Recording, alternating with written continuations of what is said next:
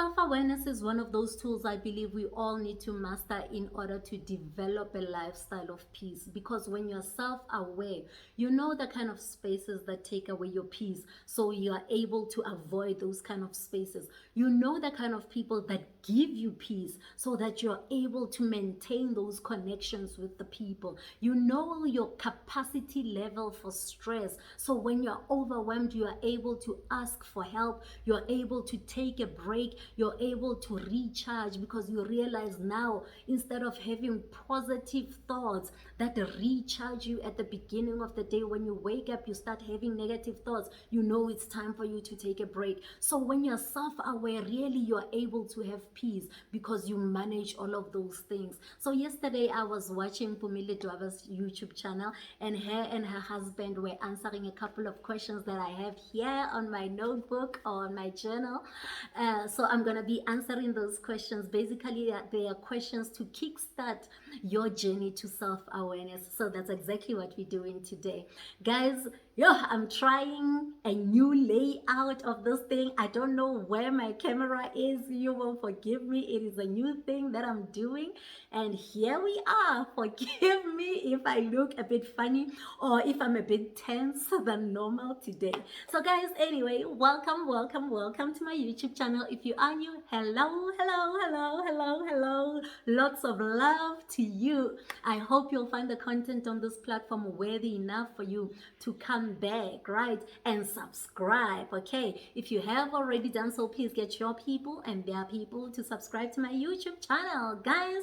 And don't forget to click the notification bell because it lets you know every time I upload a new video so that you can come check it out. And guys, don't forget the maths this year 2022 is still that simple. If you like the video, then like it. If you like it, give it a thumbs up, guys. And don't forget, the conversation can only flow between myself and you if you keep those comments coming down below. And I appreciate everybody. I appreciate everybody who keep, dropping those comments down below. Much love to you. And guys, at the end of this video, if you feel like it was inspirational for you, please share it on your platform so that you can inspire people that are connected to you but not necessarily connected to me. But even if you find that it was a waste of time for you to listen to this video or to watch this video at the end of it, I tell you, nothing is ever a waste of time or a coincidence. Maybe somebody connected to you needs this specific message, so share please this video on your platform anyway. So guys, let me just get right into it. Today I'm just simply answering these questions that Mpumile Dwaba and her husband were answering in terms of self-awareness, right? So the first question says, growing up, whose love did you crave the most between your mom and dad? So for me, that is easy. That would be my dad, right? Not necessarily his love, because I've always been confident in my dad's love for me. I've always known that he loves me. But maybe for me, it would have been an issue of time. I craved his time. Growing up, my dad was a taxi driver. He retired when he got sick in his late 50s. So for most of my life, he was a taxi driver. And so that meant he left home at 2:30 in the morning, and he came back anytime between 7 and 9 in the evening. So we never had got to spend time, or at least I never got to spend time with my dad. So I'm only starting to learn who my dad is right now. And looking at my mom's character, I always thought my dad was a quiet one, but I actually realized why him and my mom work so well, because they've got a lot in common. He's a vibrant man. I've always known him to be a passionate guy. I've always known him to be, and he would affirm me. But just getting that time, I think that is the one thing that I really crave the most. But I appreciate the time that we have right now, because at least we get to talk. I'm starting to learn who the kind of man that he is. So yeah, my dad's time, rather than love for me, was the one thing that I craved. And the second question says, who did you think you had to be in order to receive your dad's love, because I'm talking about my dad. Then the second question is, who did I think I needed to be in order to impress my dad, in order for to get him to love me? Um, for me, for both my parents, I just believe that I just needed to be this responsible young girl. I needed to excel in my academics, especially because that was the one thing that, I would get praises for when I was excelling, when just being a good girl in general. So I always had the responsibility on my shoulders to not be naughty, to really listen when I'm at school, to be respectful in life in general. I just needed to be, I thought I had to be this good girl so that I may be loved, right? So the appreciation that I got was mostly related to me being a good girl. I never really got off the rail. In my teenage years, the best that I did was to roll my eyes at my mom. So I always felt that responsibility to be a good girl, and that put a lot of pressure on me, good pressure and sort of negative pressure, because I never really uh, got to be naughty. I never really got to explore a lot of things like young people do.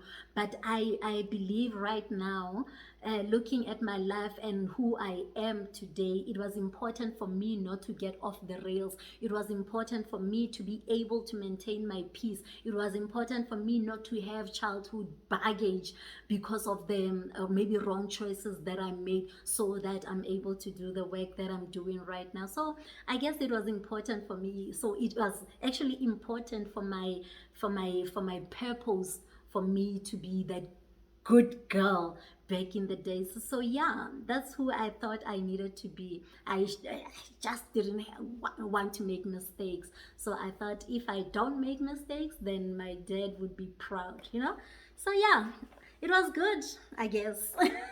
Because I didn't turn out that badly, I'd like to believe.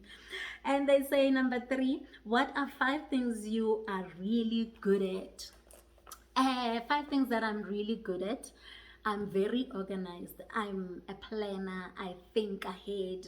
I mean, in a day, I know exactly what I want to achieve. In a week, I know exactly what I want to achieve. In a month, when the month starts, I'm already organized. I'm prepared that, okay, these are the kind of things that I want to do with this month. So I'm very organized. Even when I was still at work, my files, my work. I like everything that is organized. So I'm organized. That's number 1. Number 2, I'm good at talking. Obviously, but not just talking, but really encouraging people. It's been with me forever. When I was in the youth choir back in the days, I was always the older sister amongst the youth girls, right? So all the time I was the one who was always giving advices to kids. So I've always been good at really giving advice, right? Getting to somebody's level and really understanding what they're saying, and not being judgmental when I talk to somebody. So I've always been a good talker and an encourager rather than a talker, right? And I think number 3, what I'm good at is being a teacher as well.